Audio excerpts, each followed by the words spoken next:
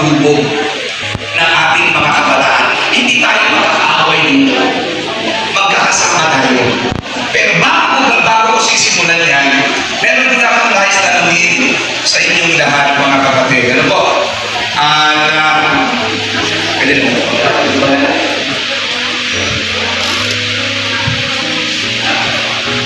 Yan.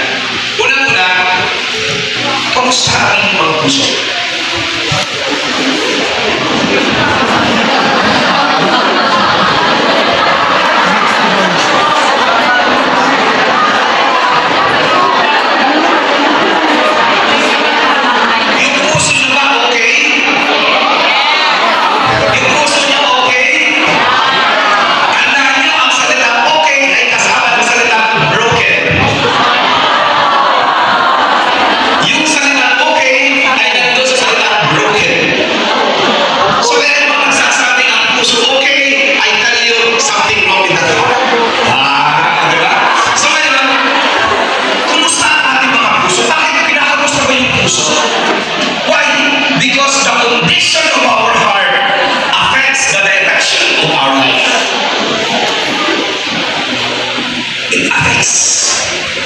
Nakikita yan.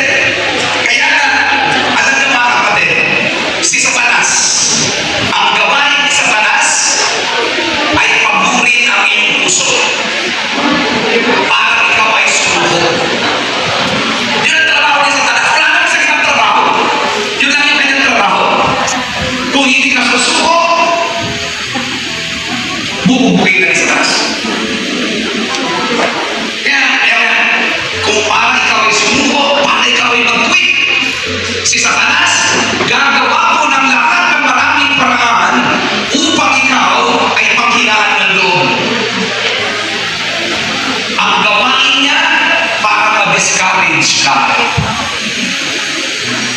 So, sa discourage, mapapansin niyo, pero pag hindi ka nakuha ni Satanas sa isang suntok, sabi ko nga, papagurin ka niya hanggang ikaw mismo na ang sumuko sa buhay na itinanggalan. Kaya kung may mga tao dyan, na pag tinanong mo, kamusta ka? Okay lang ako. Okay lang ako. Pero pag mag-isa na, ayoko na, di ko na kaya. Plastic! Pag hindi mo, pero pag binigay yung puso niya, sasaktan din siya kasi pareho din naman broken. So ngayon mag-ingat ka saan mo pinagkakatiwala ang iyong puso. So mag-ingat kayo. Kayo mga karatista, saan pinagkakalaga ang iyong mga puso. Okay? So ngayon mga kapatid, sabi ng Proverbs chapter 17 verse 22, a joyful heart is a good medicine, but a crushed spirit dries up the bone. Dries up the bone. Kaya minsan parang kahit anong gawin mo, parang pagod na pagod ka. Kahit na natin, yung pangalan mo, ang dami ng MA, MVP, ABCD, WXYZ, pero hindi ka pa rin masaya. Di ba? Kaya na maganda mga kapatid, lagi tayo naghahanap ng iba't ibang mga gamot. Lagi tayo naghahanap, paano ba mapapasaya itong aking puso? Mula, pero tandaan nyo, wala ko yung gamot. Ang gamot nasa atin din. Tandaan nyo, sabi ng gospel, sabi ng Proverbs, a joyful heart is good medicine.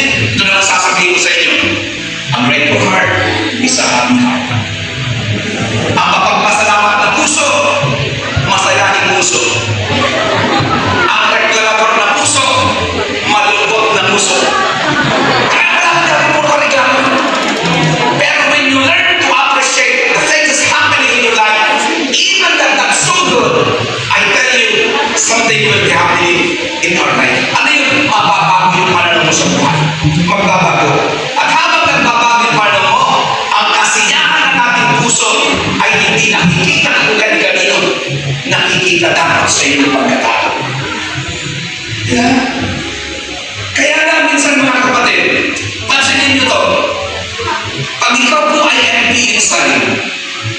Wala kang ang babaw at ang liit ng sense of appreciation mo. Diba? Ang liit na. Tingnan mo yung mga boss natin minsan sa school.